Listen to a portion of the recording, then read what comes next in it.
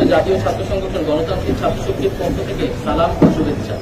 আজকের এই শুভক্ষণে বাংলাদেশে এক নতুন ধারা ছাত্র রাজনীতির উদ্বোধনে সকলকে বৈষম্য বিরোধী ছাত্র আন্দোলন থেকে উঠে আসা ঢাকা বিশ্ববিদ্যালয়ের দুই ছাত্র নাহিদ ইসলাম ও আসিফ মাহমুদ।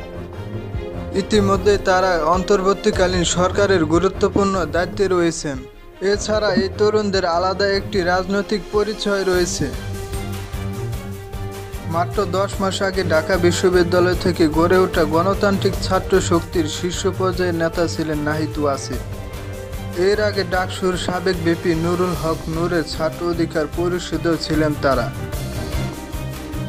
বাংলাদেশের মূলধারার রাজনীতিতে গণতান্ত্রিক ছাত্র শক্তি মাঠে নামবে কিনা এমন প্রশ্নের জবাবে দলটির আহ্বায়ক আক্তার হোসেন গণমাধ্যমকে জানান, বাংলাদেশের মানুষ এখন নতুন মুখ দেখতে চায়।